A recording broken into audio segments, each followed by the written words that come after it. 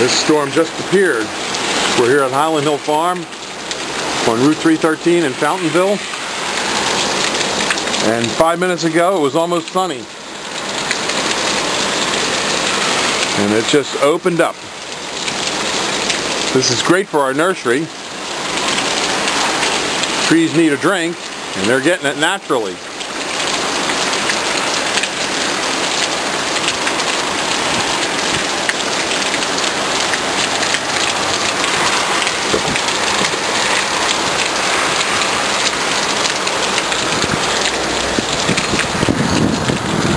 We raise all kinds of trees and shrubs, and as you can see, there's many different colors. We're on Route 313 in Fountainville. Just give us a call at 215-651-8329.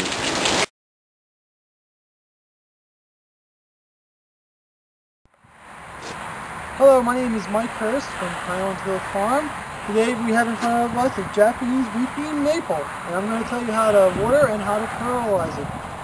When we fertilize our plants, we usually fertilize them about once or twice a year. The first time is just to make sure that it's the right color, and the second time is for next year's growth. The reason that we are concerned about fertilizing for next year's growth is that a Japanese maple is considered to be a determinate plant. A determinate plant means that each and every year that when it grows out, there's a determinate amount of leaves and stem that can be formed. And that the determined amount of leaves and stem formed is determined by last year's growing season. If the growing season from last year was a good growing season, the plant makes many new leaves and stem parts for the next year. And those leaves and stem are stored in the bud. So when the bud forms, it's very important that it has enough water and enough fertilizer in the system of the plant to make lots of new parts for next year. When we fertilize for next year, we usually fertilize in about early August. That way that the fertilizer can get into the soil and get into the plant system. Because in about late August and into the fall time is when the buds start to form. And when we use fertilizer, we use a soda-release fertilizer called Osmocote, and we just do a broadcast fertilizer just on the top of the plant on the surface. We don't ever put any fertilizer injections or any of the liquid type in. We just use the granulated form that slowly releases over time. Usually, Osmocote comes in different colors for different years, and we can see here we have some green and we have some white. The green stuff's from this year, the white stuff's from the other year. That way we know if we fertilized it or not. And when we fertilize, this is just an example of some Osmocote.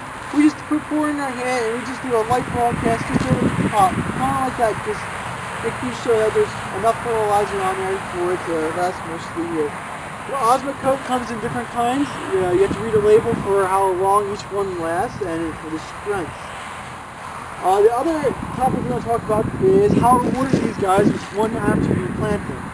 When you plant them, you should make sure that when you dig the hole out, just dig it a little bit wider than the pot itself, so that when you set the pot into the ground, there's a good gap between it, and you can fill in the dirt in between the pot, the plant, and the surrounding soil, making sure that there's no air pockets in there. You don't want to compact the soil around. You just want to use your shovel to work the soil into the ground, getting rid of all the air pockets. After that, give it some water. That way it settles nicely.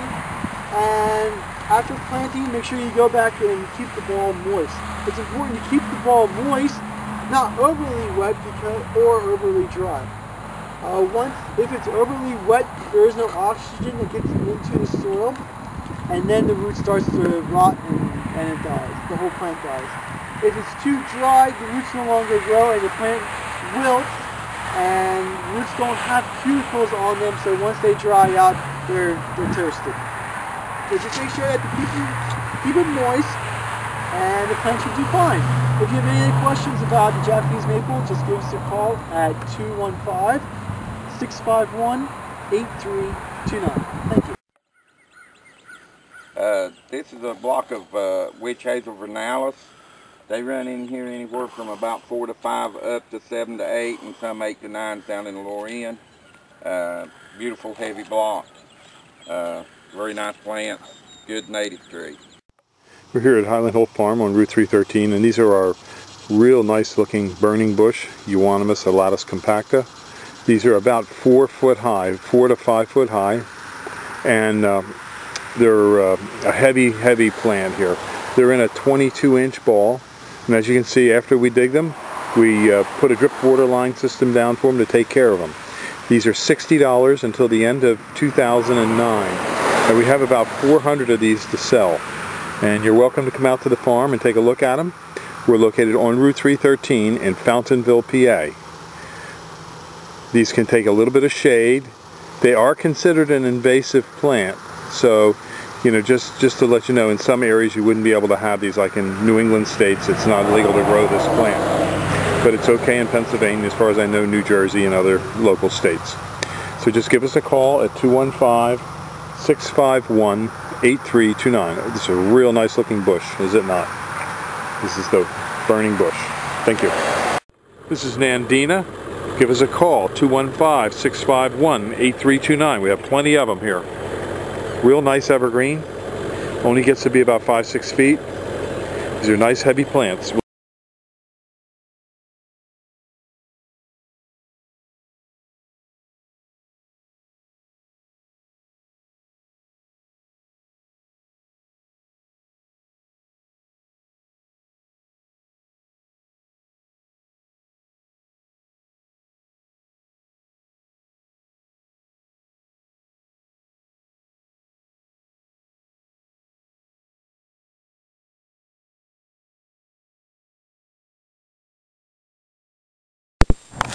These are 3-foot Leland cypresses here at Highland Hill Farm on Route 313 in Fountainville, PA.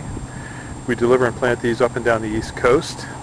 We sell thousands of Leland cypresses and green giant arborvitaes each year. These are our 3-foot Leland cypresses. Next to it are our 4-foot. And over here are some green giant arborvitaes. And we have thousands of trees, plants, and shrubs for you, as well as lots of landscaping stone and other materials.